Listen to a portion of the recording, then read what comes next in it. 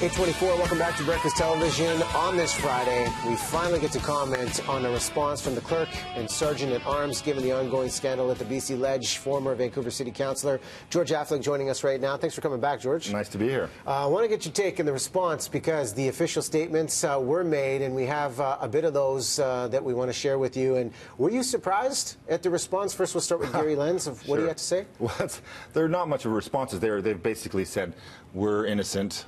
All these allegations are not true, and please release the report that we've provided the legislative committee in Victoria. And, you know, releasing the report's an important key. Who essentially makes this decision of how much information's now released to the public, given an investigation involved? So just like the Plekas report, it went through the legislative committee, which is made up of all three parties. So it's agnostic in its structure. All three parties are there, and they decide when it's released. They've been given the report now from these guys, and they've asked they release it. The Plekas report came out within hours of it being handed to them.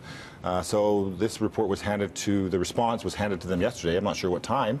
I would hope, to make it fair, they would release it today as quick as they released the Plekas report, and we'll see what the response is. I think it'll be very interesting to see how they can respond to these allegations, which are significant, of course. And nothing has been proven in court with these allegations. There's many questions of the timeline of how long this investigation with the RCMP will be.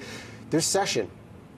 BC Ledge is back in session next week. Yeah. From your time working in council, when you have questions of trust and transparency that come up, how do you keep the discussion productive given this big question that looms over the ledge? Yeah, it will dominate. And it's interesting because all three parties are taking a different approach to the whole thing, but the question period in the legislature will be interesting. That's where the show happens.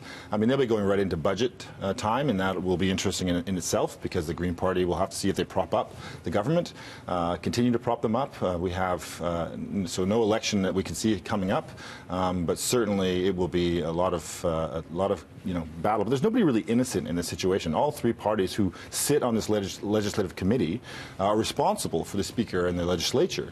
And so therefore all three parties are really responsible for what has happened. If this is in case what has happened and all these allegations are true, then all three parties should take responsibility for this. And I think that they need to fix the legislature and how it's, and that's what they're talking about now, and how will that proceed.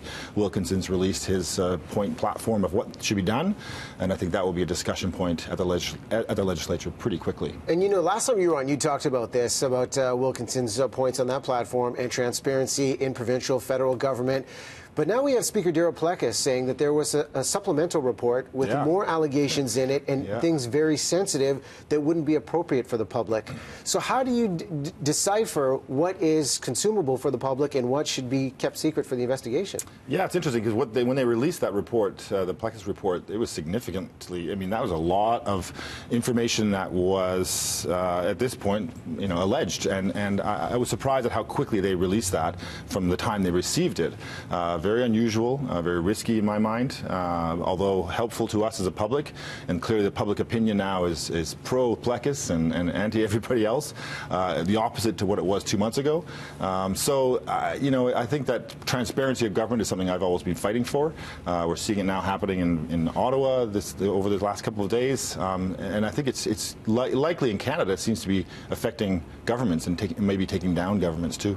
And with the Freedom of Information Act, interesting point here that it didn't apply in this case to the clerk and sergeant-at-arms. When is that appropriate that they shouldn't be under that jurisdiction? I just find that so shocking. I mean, FOI in itself is already really challenging, and for any journalist to go out and get information, the freedom of information, and to get these reports back that are significant in their volume, and there's lots of stuff that's crossed out, you can't see it.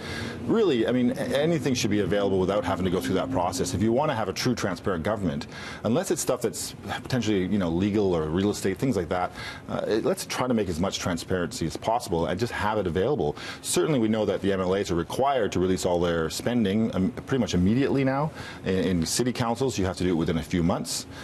Things like in Surrey where the mayor has his schedule available to see in public once it's after the fact, but it's always available pretty quickly and it's close to real time. These are the kinds of things that I think people want. They want to know what government's doing. They want to know where their tax dollars are going. They want transparency, freedom of information access, and getting those reports should be easier than it is on all levels of government.